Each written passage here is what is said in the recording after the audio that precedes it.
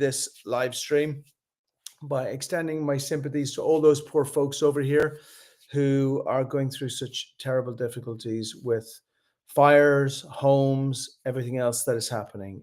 It brings us down to earth with a self-grounding, which reinforces two things. Number one, how important innovation is. And I could I could spend an hour on this call talking about how frustrating it is to live in a city where I'm surrounded by such a bunch of numbnuts. It is inconceivable to me they didn't have enough water in the reservoir. It's inconceivable to me that they are not sponsoring their local startup ecosystem to drive innovation so that they can take water from the ocean and have it literally drop a mile away. Like, it's not that complicated. Are you kidding me? We're building like generative AI, which is some of the most difficult and advanced technology that like it was even imagined forever, and we can't get some water from the ocean and have it drop on houses literally 200 feet away. It's unbelievable. And so, but then I kind of started out on that place, and then I moved to a slightly different place of thinking, well, hold on a second, maybe it's upon us as innovators to actually really make sure that the folks that are in city government and in other areas of authority, that they know that those opportunities are there, which brings me back to the whole damn reason why we do this stuff in the first place, right? We see a huge problem out there, and when that problem is out there, we fix it, right? And then we let the people know who don't even know that it needs to be fixed, that it's going to be fixed. So look, today we're going to talk about growth hacking. I'm going to bring Adam in a couple of seconds, and we're going to look at how do you build out a great organization through growth, right?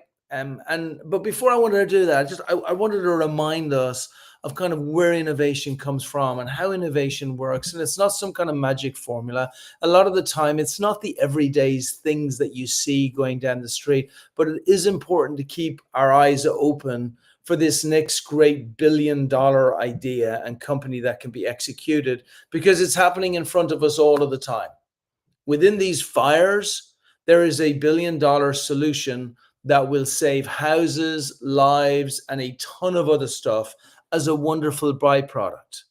But if we don't stop to say what was broken and what needs to be fixed, then we just wasted that entire opportunity. So look, as an investor, as a growth hacker, as somebody who loves the early stage innovation space, my mind goes immediately to this. What can we do to improve the safety of the firefighters? What can we do to insulate houses so that houses have some kind of fire retardant material on them?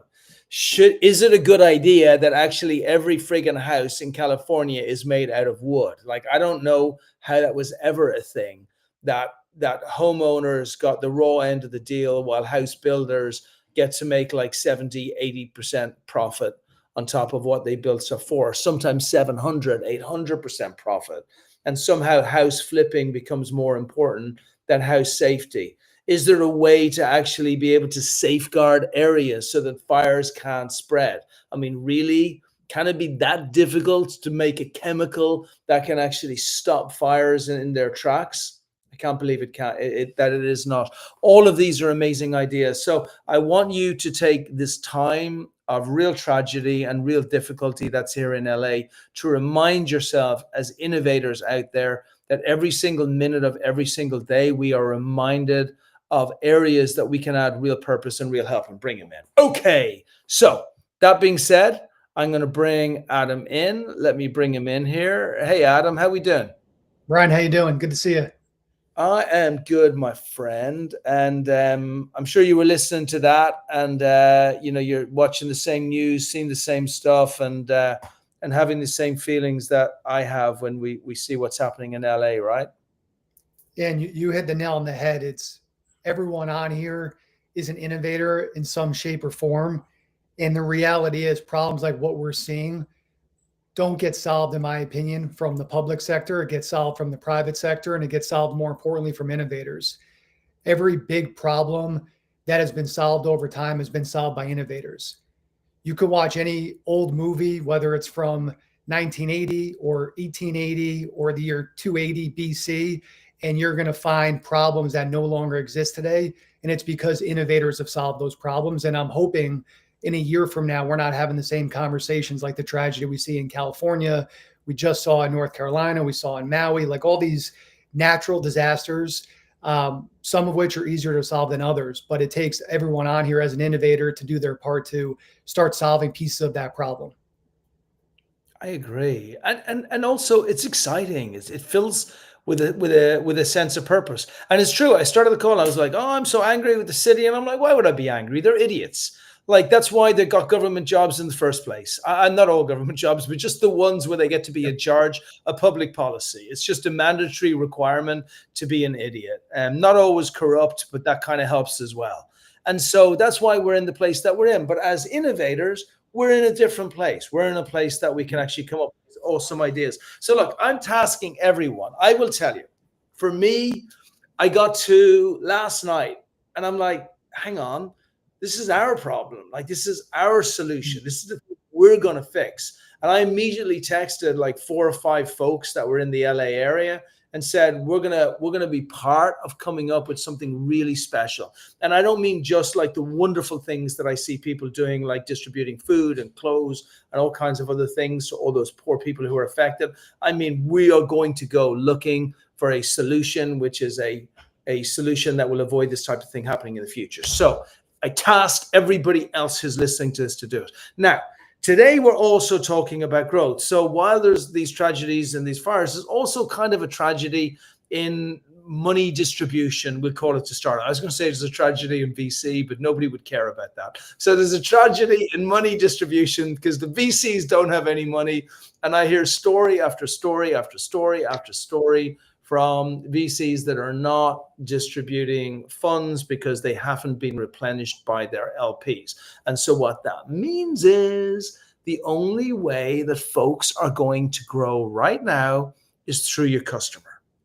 And so today, I want us to dig in if we can. I'm going to let you introduce yourself a little bit, Adam. I love having fellow growth hackers here that we can kind of dig in and sort of see how we work with companies. But I see in the same way that like the fire is an awful tragedy, but it will bring an opportunity to hopefully invent something that will save hundreds of thousands of lives in the future in a place where they can't get access to firefighters and everybody else. I see it in exactly the same way that the lack of VC funding that exists in the market today actually is an incredible opportunity for founders to be able to build incredible relationships with their customers, treat their customers better, and make sure that they're in a place to be able to strive forward. So when 2026 hits and we start getting money in the market, then founders can really break through.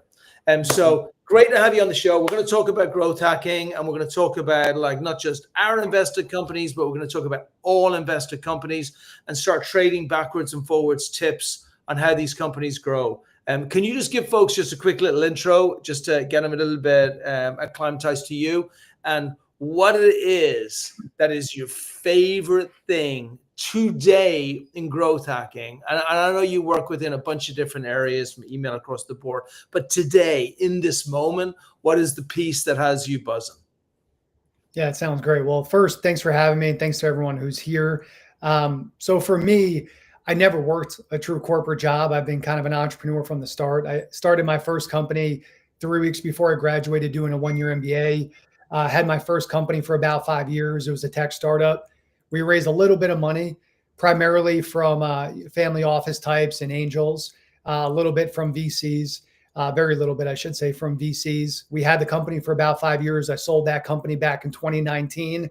And one thing I always like to share is it was not some beautiful exit that anyone dreams about when they start a company. It was about, hey, we took this as far as we could. We did some great things as a company, but we want to try to get as much money back for our investors as possible and move on to brighter pastures moving forward. So I always like to make that clear because I think a lot of times from our failures, we learn the most. So I sold that company in 2019 and we got some of the biggest brands as customers: Amazon, Apple, Goldman, Disney, Bank of America, all these massive brands. And we got just about all of them through cold email. So fast forward a few years after I sold that business, I started what my current company is, a company called Email Outreach Company, where we leverage the power of cold email to get our customers more sales appointments. And we work from startups all the way up to Fortune 500s to help them do that. So, yeah, that's a little bit about my background in terms of what I enjoy about the growth hacking world. And I'm probably a little bit biased here, but I'm a cold email guy. Cold email was how I raised money in my first startup. Cold email was how I got some of the biggest brands in the world. Cold email was how I found the company that bought mine. And then cold email has been the engine that's powered the majority of my business as an agency, where about half of our customers have come from just straight out cold emailing them. Yeah, yeah. And I so this is going to be a really fascinating conversation, because what happens is it's a little bit like Doctor Strange, as you kind of move, your universe is shifting around you, and so things are changing really quickly, and even the world of email itself has moved on an awful lot over the last couple of years, like 10 years or so, a little bit like, actually, like everything has, right? I mean, if we look at digital marketing 10 years ago, easy peasy. You could throw some soap online. You could spend $500. You'd get like $1,000 back. Happy days. You sell lots of soap. Today, you put $500 up for digital marketing. You'd be lucky if you get $75 back in actually paid returns on that. And a little bit the same with email. And that's why I was asking, not so much like, is email your favorite? Because I know email is your favorite, but it's like, what are the things that you have to do to supplement what used to be, $500 for $1,000 if it had been digital marketing to 75? Like, what you have to do things to be able to get that $75 back up, whether it's messaging, whether it's cadence, whether it's who you send it to, ideal customer profiles, or how you send them out. Because the same thing has happened in email to a certain extent, in that you could have sent out maybe 100 emails before and they would have been opened by 10 people. Now you could send out 100 emails in the same way, maybe haphazard way that it would have been done before, and maybe 1 or 0 people will open those emails. So let's start with, how do you see the shifting sands of email engagement from the customer's perspective and from the outreach perspective? How do you see that those sands have shifted over the last while? And then we're going to talk about what can we do to help, like, our portcos and all of the companies out there build killer campaigns on email. Yeah, it's a really good point. So people always say to me, is cold email dead? And how I respond typically is, yeah, you're right. It is dead. It doesn't work if you don't know what you're doing, because the level of complexity today in 2025 versus what it was 18 months ago in July of 2023, heck, even what it was 4 months ago in September of 2024, versus when I first started cold emailing in 2014, 15, 16, it's night and day. The most simple way to look at email is into 3 parts. To get to email market fit, you have to have deliverability market fit. You have to land in the inbox, which today is harder than ever. So how do you land in the inbox? Number 1. Number 2, how strong is your copy? So are you leveraging copy that's actually going to convert? And then how high quality are your lists? Lists have become very commoditized, where it's easier than ever to get lists, but how high quality are they? Are they legitimate? Are they contacts that are going to want to hear from you? Are they timely? Are they Outlook emails, who, by the way, are still really not accepting emails from outbound services? So you want to eliminate any outbound emails you send to Outlook inboxes. So there's so much more complexity that goes into getting results today. But if you can do it right, there's a huge blue ocean for you, because very, very, very few companies and individuals know how to leverage cold email in 2025. So if you can be someone that can do it, we're living proof that you can still get results, just as good results as ever. How interesting.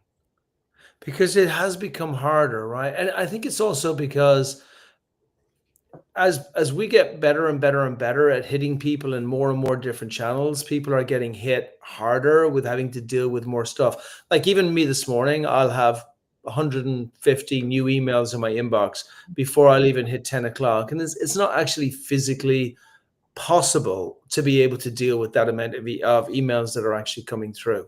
So let's start at the beginning of, how do you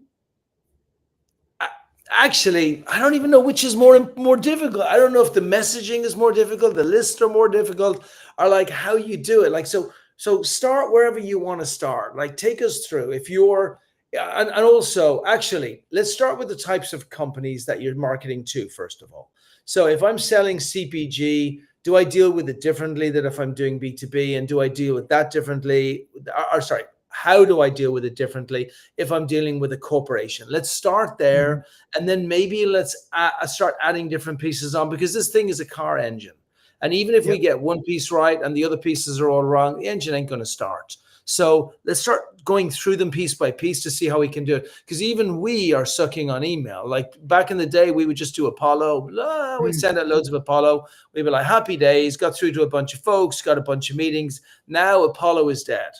At least doing it the way it was done, to your point, 18 months ago. So what do folks do? Well, it all starts with landing in the inbox. So one of my favorite quotes of all time is you can't hit what you can't see. And I love that quote because it's true. And I feel like just about any area of life. But we'll talk about it specifically here when it comes to cold email. And the reason why I say that is if you land in spam, you just don't stand a chance. You're almost never going to get a meeting when you land in someone's spam box because one, they're probably not going to see it. Two, if they do see it, they're going to think it's shady. So how do you land in the inbox? It starts with your infrastructure. So in 2016, 17, I used to be able to send thousands of emails from my primary domain. And as long as I did a few things okay, I can land in the inbox. The first 2.5 years of having email outreach company, when we would work with our customers, we would create maybe 2 domains and maybe a handful of inboxes that we would send from. And as long as we did a few things right, we can land in the inbox while sending thousands of emails sometimes a day.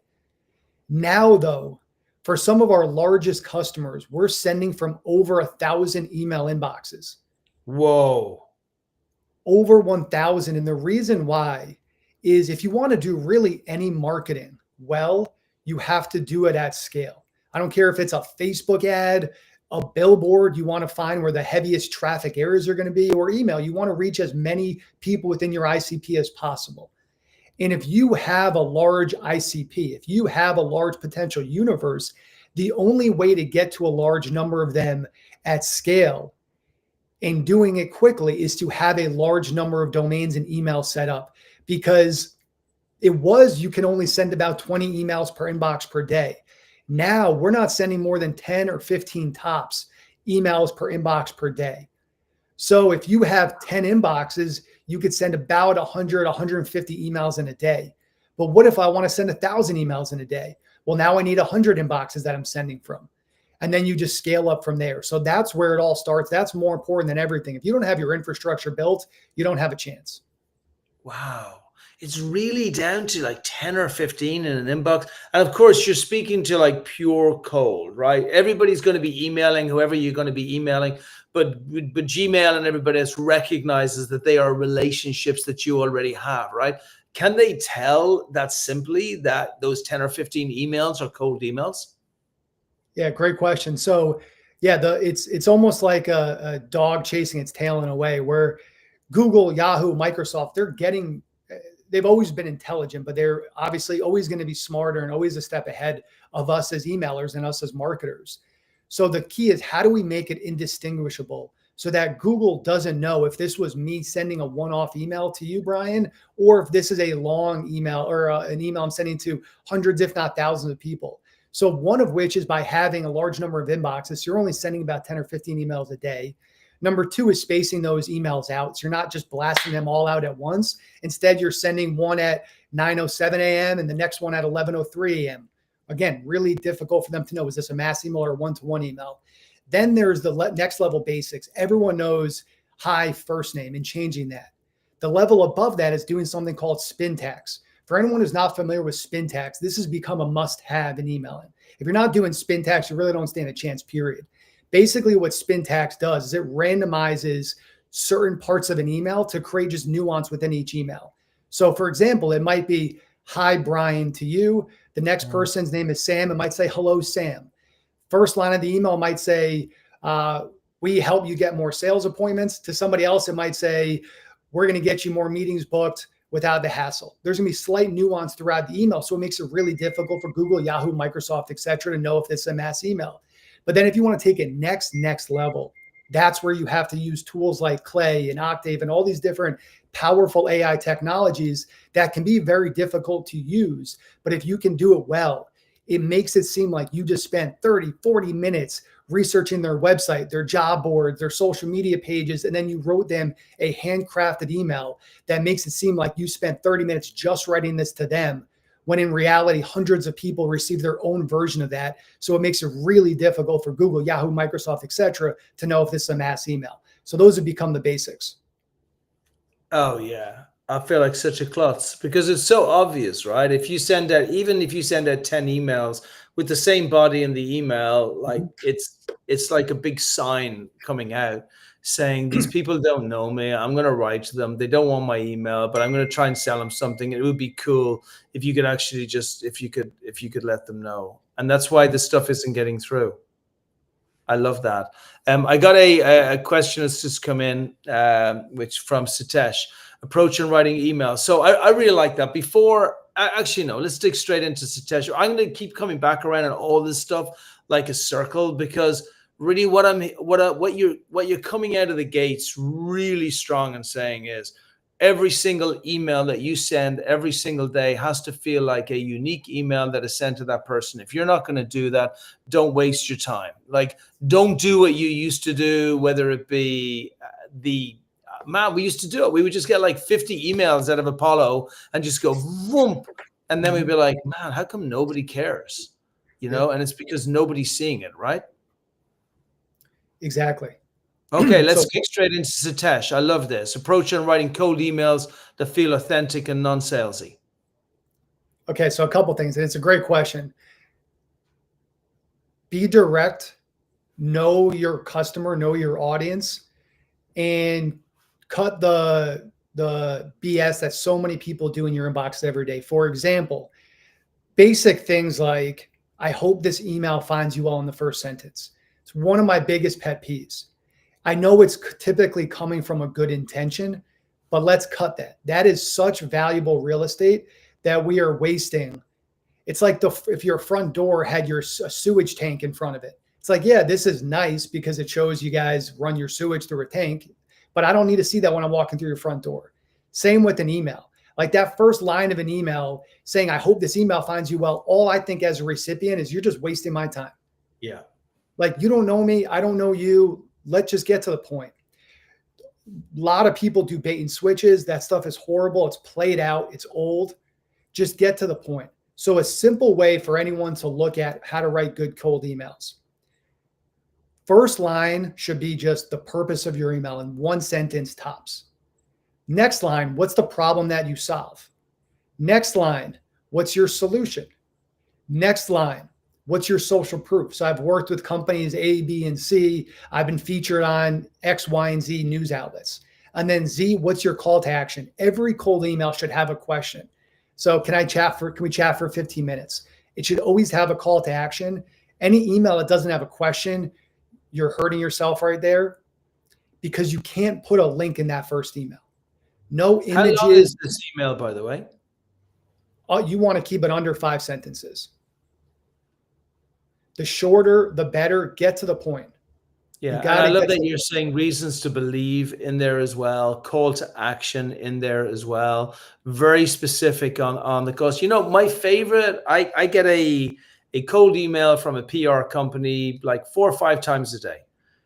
Hey, Brian, we can get you in Fortune or some of that other bullshit, right? And I delete every single one of them because they're all exactly the same. But I got this one email from this one company, and the company said, many PR companies will tell you that they know about creative, but we believe that the industry is so bad that we had to do something totally different. So we hired the entire team from Mad Magazine, and even that wasn't enough. So we hired the creative writers from Homer Simpson. And then the last line just said, do you really think as a company that you can afford not to pick up the call from me? Yeah. And I just wrote back and I'm like, when can we talk?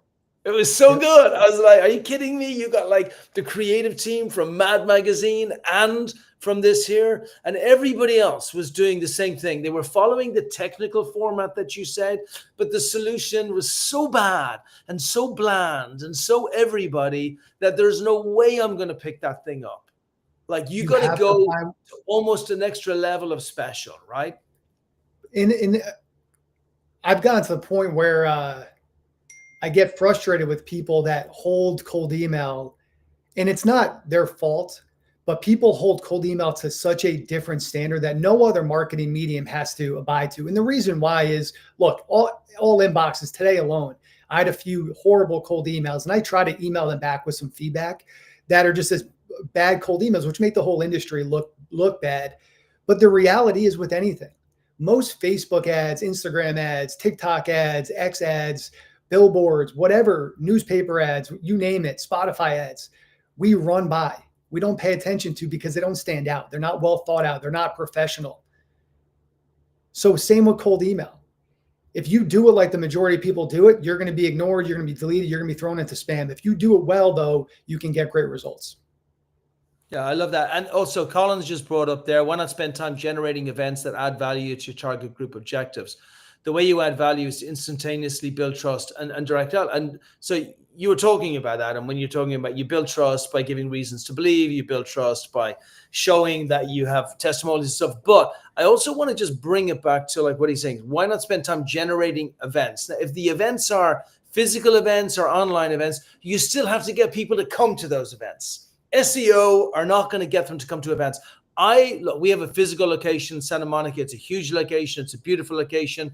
And we've done events for years. The hardest thing to do is get people to come to events, even if there's free beer, free food, great speakers. There's now so many events and things people have the options of going to that it's really hard to get their attention, which brings us back to the email cold outreach in the first place, which needs to go out to the people to tell them why they do it. And we're going to get to a place, there's a ton of questions here, which we're going to go through, but I want to get your opinion on this, but also I think the systems are going to be the next piece that we're going to talk about, because people will be able to nail this. They'll say, hey, I love the spin text thing. I love the fact of like 10 or 15 emails a day. I want to know how to get 100 or 1,000 domains and have them working like in a way that's system based. But I get the idea of not like over spamming individual domains. But like it will then become to a place of, if you don't have systems, it will just become a one-time event and you'll be dead. But what are your thoughts on what Colin has said there? Look, some companies are great at events. Some companies are great at cold calling, emailing, X, you name it. Find the source that gets you the best business. Now, for me, just coming from my perspective, why I love email is I am in control. I'm in control of my time. Hey, it's a 30-minute meeting. If this is a horrible call in terms of this is never going to be a customer, I could wrap it up in 5 minutes. Versus if it's a great customer, I should be able to close them in 30-minute call.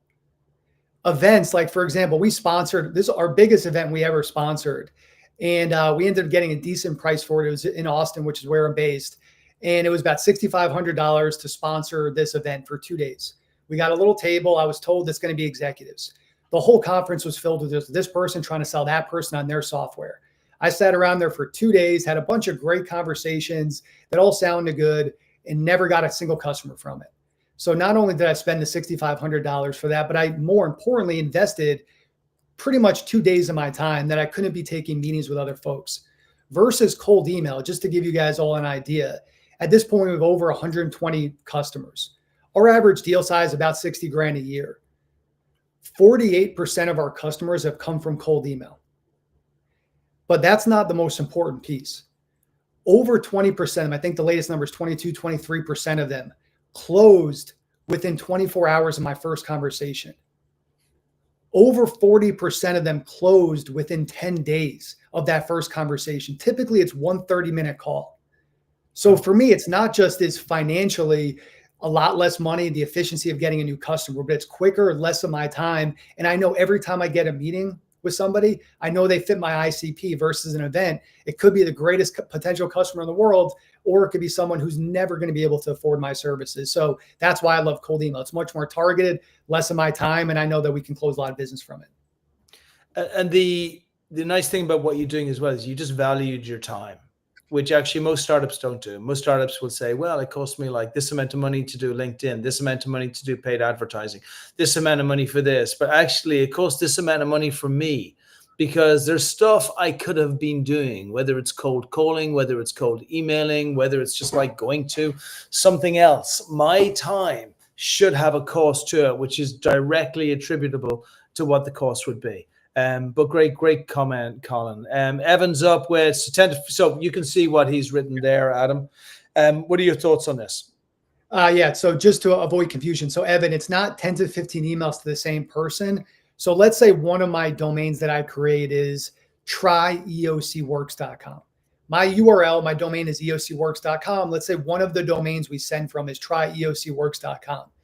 Let's say one of the email accounts is adam@tryeocworks.com. So it's only 10 to 15 emails will be sent from adam@tryeocworks.com to 10 to 15 different individuals. These aren't 10 to 15 emails that are getting sent to the same person.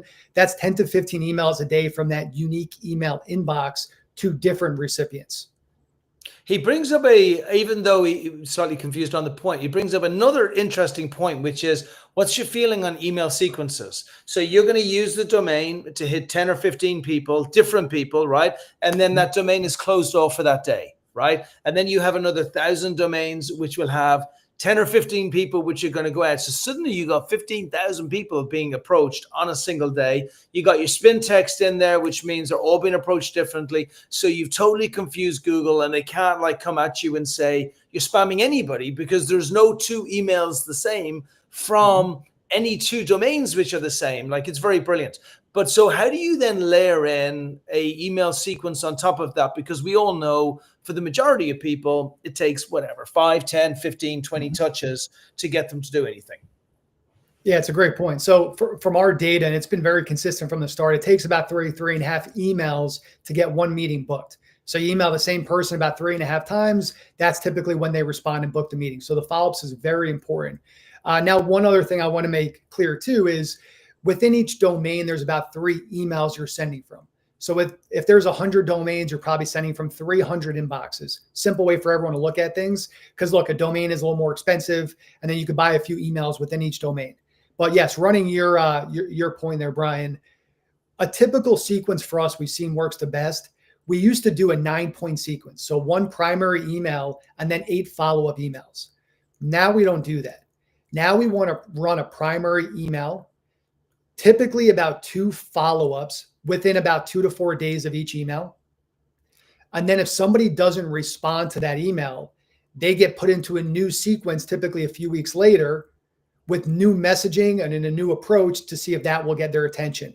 But we don't do the long sequences anymore, because if you do land in spam on that first email, every other email is going to go into spam. Versus if you do a tighter sequence, then you can try it within a new inbox with new messaging and seeing if that hits. Interesting. And so what's your thought process on the messaging? I know what your first email looks like, problem, solution, boom, boom, boom, and then trust. What about when you're doing your follow-up emails? Are they the kind of, because I see a lot of cutesy emails that come in. It's like, hey, Brian, obviously I didn't get my point across well enough. Hey, Brian, obviously you're too busy. Hey, Brian, I'm back. And sometimes they're really good, to be fair. Like there's some really well thought through processes. Where is your mind in what it takes to be able to convince people, and what that thought process looks like as they're going from first approach to second to third to fourth, if they even remember you did the first one? Yeah, I'm happy you brought that up, because that leads me into one of my next biggest pet peeves. I'm a big believer in personal responsibility, and I just love when people that cold email get mad at the recipient for not responding to their cold email that they clearly didn't do a good enough job of writing, putting together, targeting. So never, ever, ever get upset at the recipient because they didn't respond. It is not their job to respond to you. They don't know you. You are trying to get in touch with them. It is not their responsibility. So I'm sure no one is doing that who's listening to this right now, but never, ever, ever get mad at the recipient for not responding to your email. That's not their job. The follow-ups that we've seen work best is just short and sweet, make it tight, about 2 to 3 sentences, really just saying something along the lines of, Hey, is value prop of interest to you? If so, are you open to a 15-minute call? If not, please let me know and I'll stop following up with you. I don't want to clog up your inbox. Some variation of that is what we've seen work best versus like this long, bulky follow-up. The short and sweet works a lot better. Yeah, and I'm gonna lead that. I've got so many questions. I'm gonna lead that directly into video versus text. I went through a phase of really liking video for a while, and then I realized not everybody kind of likes opening video. What are your thoughts? Yeah, and look, we test a lot of different things. Right now, we're doing a testing of video software that does like an AI demo. So basically say, hey, can I send you over a personalized demo? And then this AI technology will put together like a demo of your services to send to them. So we'll play around with that. We've done video in the past. The key though is, again, you can't hit what you can't see. Plain text is going to land you into the most inboxes. So if you have a video you want to send, the best way to do it is not to send it to 1,000 people. It's to send it to the 15 people that respond to you that say, yeah, I'll take a look at the video. So if you do have a video you really want to send, don't make it that first email. Do it as a lead magnet. Hey, can I send you this? They respond, because once they respond, you're not going to go back into spam when you email back to them. And by the way, if we're talking to a startup now, let me give an example first, just in case anybody is in any illusions as to how well this works. One of my good friends, Nacho, over at Blairsdev. Well, I know him from BDev Ventures. BDev Ventures are like a venture capital firm, and they invest in Latino founders mainly, although they probably do US ones now as well. And their area of expertise is email. And they started Blairsdev. He built Blairsdev from a outsourced recruitment of nothing to a $1 billion company. They did, I think, 500 million in revenue last year or something. You know how much money they raised? Zero. And how many emails they were sending out a day? I think hundreds of thousands a day, right? Zero. Now, this was over the last 5 or 10 years. Okay. So look, stuff changes and sands shift, but I'm doing zero dilution through VCs. As a VC, I'm telling you, you want that, right? You don't want this to be a game where you're just begging for money from people all the time. You want it to be a game where you're winning, you're turning into a profit company. So this is monster. This isn't just big.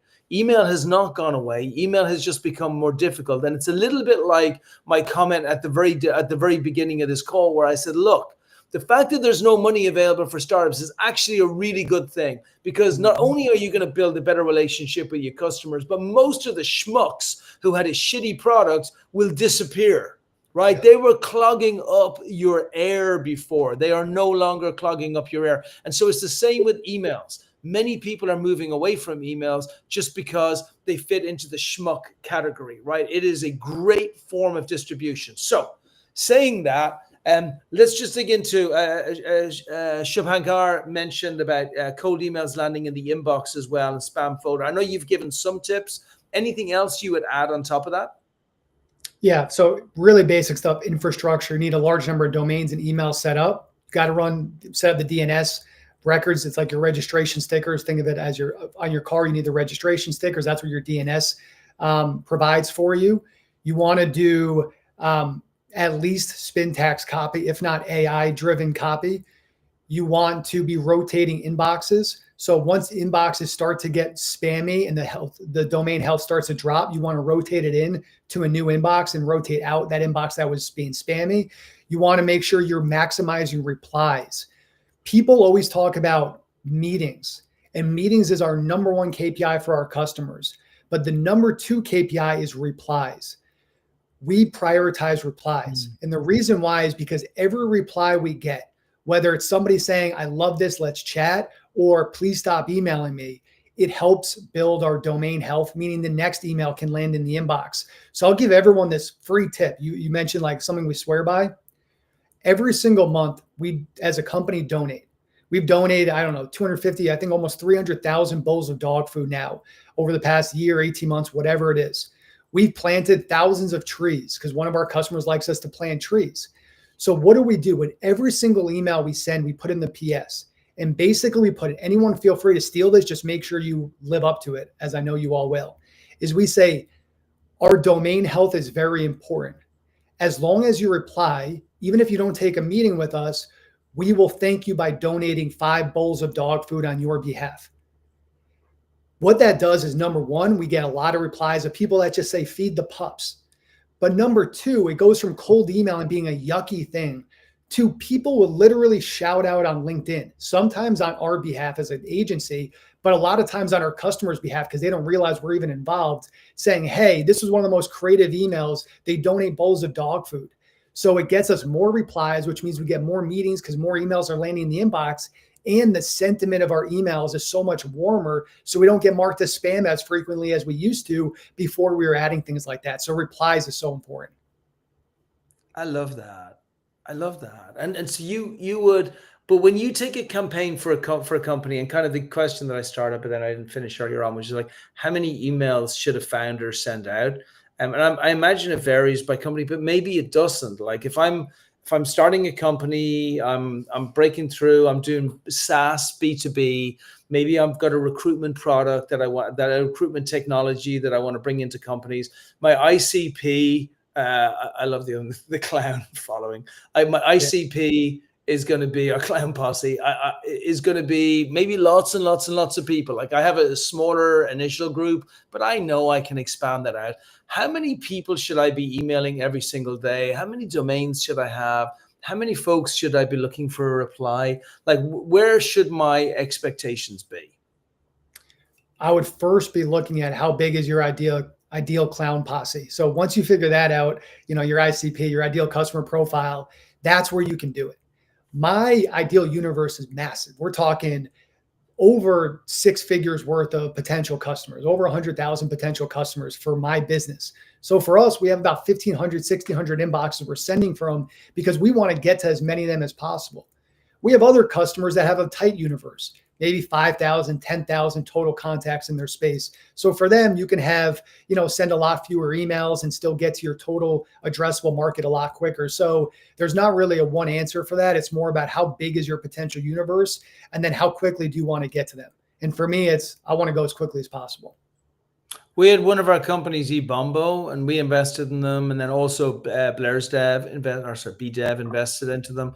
And they were sending out thousands of emails a day. And for everybody listening, I will tell you, like the founder there, I don't think had a week of under 40 appointments in all of the time that I've known him. And that's just him. Like forget his people and everything else. They have zero other channels. Zero. Nothing else that they do except email marketing. They do email marketing out. They spend a lot of time on the kind of stuff that you're talking about right here. And they do it really, really, really well. And they build up these things. And a lot of the time, I think to your point as well, Adam, it's not, we shouldn't also, blaming a customer for not liking your email is like blaming a desired partner for not loving you. Yeah, It's exactly. on you, buddy. Exactly. I don't know, maybe bad ideal customer profile, maybe just bad loving on your part, but it's on you. It ain't on the other person. They didn't wake up in the morning and say, I don't want to love anyone ever. It's true. It's true. It takes the personal responsibility and getting mad at the recipient. It's just shifting blame, which is going to hurt your next email. Or instead, it's like, oh, that was a bad email. Like I'll give a quick story here. My first tech startup, we built a 2-sided marketplace. We built a platform of 100,000 student organizations at colleges across the country. And then we had some of those big brands I mentioned earlier that wanted to recruit those students as well as host surveys to our students. Our number one driver to get student groups to sign up was also through cold email. So like I remember one day I literally had 40 calls in a day. I think it was from 8 a.m. till 6 p.m., 15-minute slots the entire day. I had like my co-founder bringing me lunch. It was just calls all day from cold email. But anyway, I bring up the story because one of the groups we were emailing was the BYU student organizations. So Brigham Young University, a Mormon university. And I thought, look, on this email, I'm going to get super creative. And I made in the subject line, sign the F with a bunch of asterisks up. And then the body of the email was like, oh, just kidding, kidding, kidding. Here's what we're building. Let me know if you're interested. I thought it was cute. It was funny. It was creative. I had to drive back to see my parents in New York. And I was in Boston at the time. On my drive back, I pulled over to get some food and I checked my email. I was flooded with emails. Normally, that's a great thing because people are like, oh, this is great. I'm interested. This time was different. Students were tearing me apart. How could you do that? So unprofessional, bop, bop, bop, bop, bop. But I could have blamed it on them, like, oh, take a joke. Come on, this is funny. You're just not getting it. But instead, I was like, you know what? That was really dumb of me.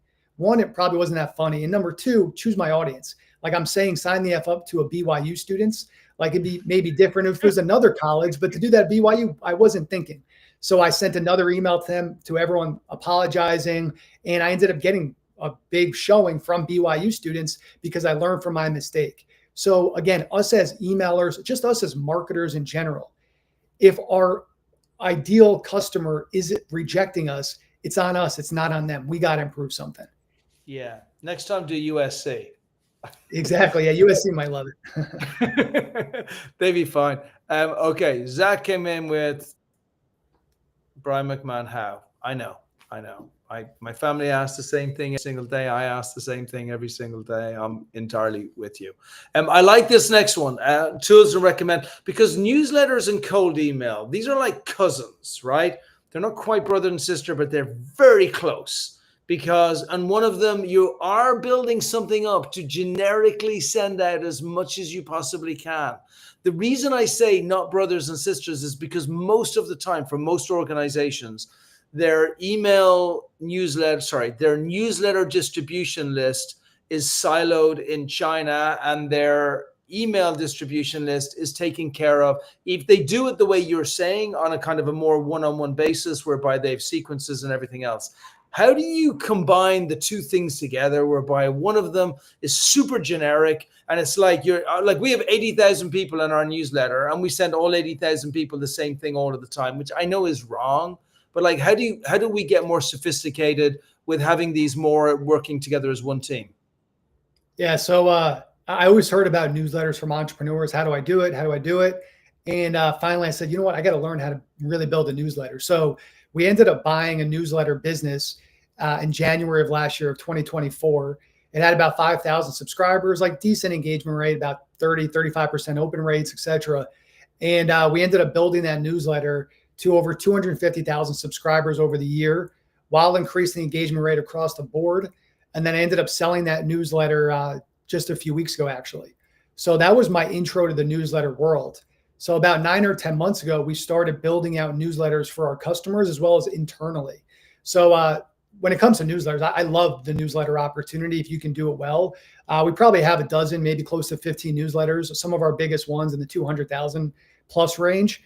And the difference, though, again, with the newsletters, that's more brand building at the top, with top of funnel and meetings and lead gen as a secondary, versus cold email. The goal really should just be, what's the call to action that's most valuable? Is it a webinar, call, et cetera?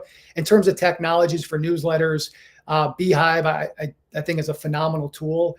No disrespect to MailChimp and Constant Contact, but they don't light a candle to Beehive. So I think that's a phenomenal tool. When it comes to cold email, we use them too. Sorry, just before you go past Beehive, I think it's very smart what they've built, because what I'm kind of talking about is like, these are two different vehicles that are important parts of the marketing strategy, right? You kind of have to have some type of generic outreach to folks, and you have to have your very specific emails that get sent out cold to be able to build up your audience. But the more sophisticated you are at building them into one strategy, like this, the better you're going to do, because people don't always buy your stuff straight away. Sometimes they want to get to know you. They want to build a relationship. They would, like, for us, I'll give you like a super example. It's like, we're VCs. So it's not difficult to find startups, because a lot of startups want to be able to find investment. The challenge is finding limited partners, people who want to invest in the company. And the thing about people and their money is they don't like parting with it that quickly. So I could have a meeting with a limited partner and say, we're great, we're fantastic, we do this with our fund, we have all of these wonderful bells and whistles. And they may be like super impressed, and then they go home and then they have a problem, and then their kids are late from school and they've moved on. And so unless we have a vehicle to be able to keep them engaged and warm, then all of that wonderful work we've done at the beginning with the email is lost.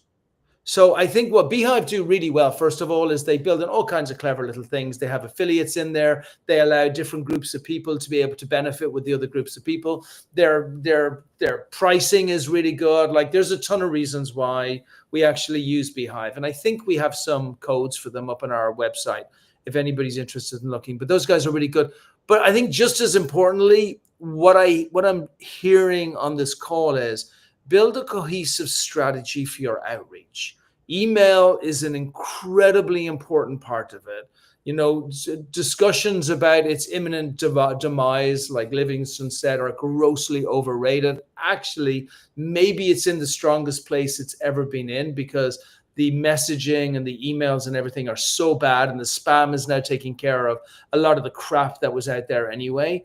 But you just have to do it properly. And if you are going to do it properly, then don't just do an email and not have some kind of thing that allows you to keep these people warm. Like, you need a strategy to build a relationship for years. Can you finish us here with a little bit of a roundabout summary, just embodying that on what entrepreneurs should do, and then let everybody have your email and your details so that people can contact you directly? Yeah, and on that, when people say it's cold email dying, for me, I always like to point to the money and where really smart people are putting their money. There's a lot of money invested into different technologies, whether it's Beehive, Instantly, Apollo, all these big email marketing services and technologies. So when the smartest people are putting a lot of money behind something, rarely am I going to go the other way and say it's probably dying. I think they're betting on the future of it, and so am I, but I'm betting on it changing drastically.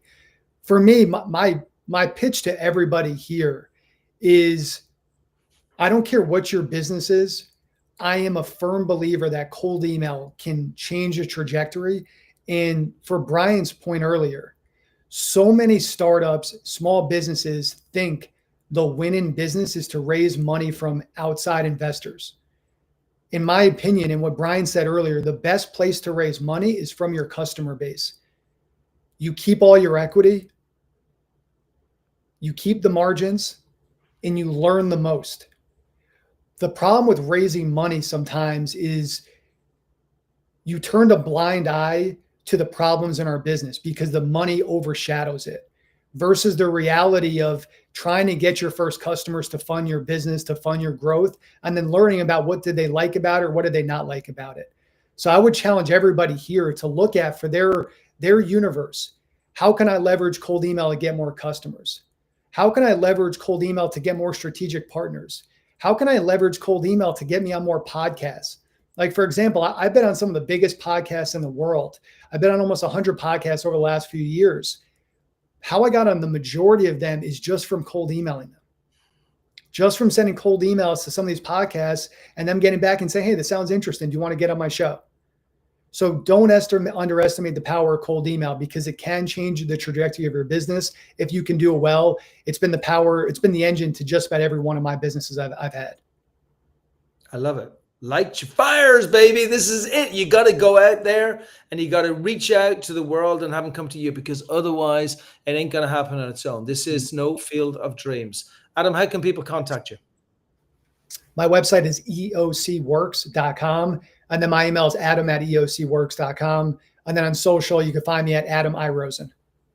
Okay, beautiful. Thank you, buddy. We're going to continue to do lots of things together. And for everybody else out there, take heed, take notice, and reach out to Adam for any email outreach stuff you're doing. But more importantly, just go and friggin' do it. Measure it, do it.